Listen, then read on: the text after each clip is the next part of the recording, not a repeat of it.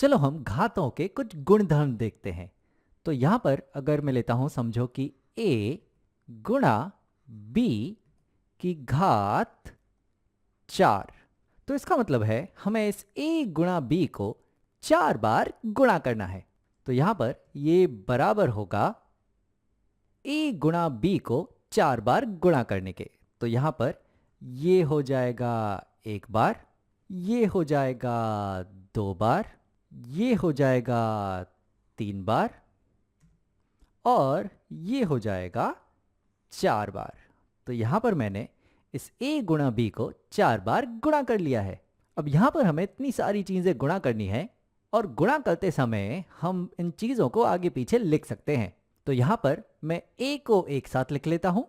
तो ये बराबर होगा a गुणा a गुणा a गुणा a, और फिर इसमें हम b को एक साथ लिख लेते हैं।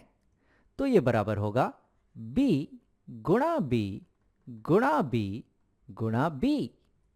तो अब यहाँ पर a जो है ये 4 बार गुणा हो चुका है। तो ये यहाँ पर इसे हम लिख सकते हैं कि ये दरअसल बराबर है a की घात 4, और उसी तरह से b यहाँ पर 4 बार गुणा हो चुका है। तो हम इसे लिख सकते हैं कि ये जो है ये बराबर है b की घात 4। तो a गुणा b की पूर्ण घात 4 हमें मिल रही है बराबर a की घात 4 गुणा b की घात 4। तो इस तरह से मैं गुणधर्म लिख सकता हूं कि समझो अगर हमें दिया गया हो a गुणा b की पूर्ण घात x, तो ये दरअसल बराबर होता है a की घात x गुणा b की घात x। चलो आगे बढ़ते हैं। तो अब समझो कि हमें दिया गया है a की घात 3 और इसकी पूर्ण घात हमें दी गई है यहाँ पर 2। तो यानी कि यह है a की घात 3 का वर्ग, यानी कि a की घात 3 को हमें 2 बार गुणा करना है।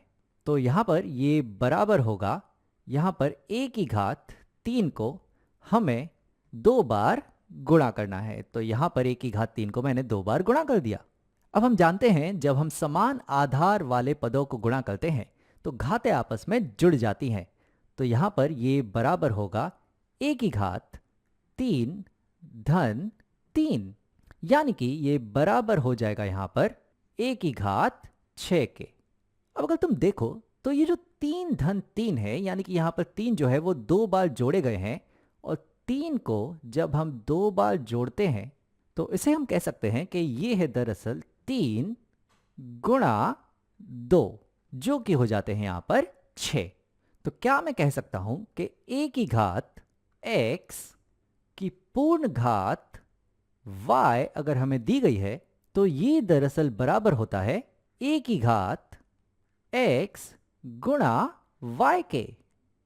तो यहां पर हमें एक और गुणधर्म मिल रहा है कि अगर किसी संख्या की घात की भी घात अगर हमें दी गई हो तो वो दोनों घातें आपस में गुणा हो जाती हैं।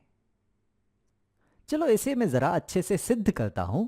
तो समझो यहां पर हमारे पास है a की घात x की पूर्ण घात y, यानी कि यहां पर हमें a की घात x को y बार गुणा करना है। तो यहां पर a की घात x एक बार आ गया, ये a की घात x 2 बार हो गया, ये a की घात x 3 बार हो गया, और ये इसी तरह से गुणा होते जाएगा। और ये a की घात x हमें गुणा करना है कुल y बार। तो ये गुणा हमें करना है कुल y बार। तो मैं यहाँ लिखता हूं कि ये यहाँ पर y बार गुणा किए गए हैं। तो अब जैसा कि हम जानते हैं कि समान आधार वाले पदों को जब हम गुणा करते हैं तो घातें आपस में जुड़ जाती हैं। तो यहाँ पर ये सारे समान आधार वाले पद हैं। तो यहाँ पर जो उत्तर होगा वो होगा a, और ये सारी घातें आपस में जुड़ जाएंगी, यानी कि ये होगा x धन x धन x, और ये ऐसे ही जुड़ते जाएंगे। ये कितने बार जुड़ेंगे? ये जुड़ेंगे यहाँ पर y बार, क्योंकि यहाँ पर कुल हैं ये y पद। तो यहाँ पर मैं दर्शाता हूं कि ये जो हैं ये यहाँ पर जुड़ने वाले हैं कुल y बार, और x को अगर हम y बार जोड़ेंगे तो ये यहां पर बराबर होगा, ये होगा a की घात, x को y बार जोड़ने पर हमें मिलेगा x गुणा y। तो ये यहां पर साबित होता है कि a की घात x की पूर्ण घात y बराबर होता है a की घात x गुणा y के। तो यहां पर हमने जाना एक गुणधर्म के बारे में कि अगर किसी संख्या की घात की भी घात हो तो वो घातें आपस में गुणा हो जाती हैं। और यहां पर ये वाला जो गुणधर्म है, इसमें हमने जाना कि अगर दो संख्याओं को गुणा करके उनकी पूर्ण घात दी गई हो तो उन दोनों ही संख्याओं को वो घात मिल जाती है और वो दोनों आपस में गुणा हो जाते हैं।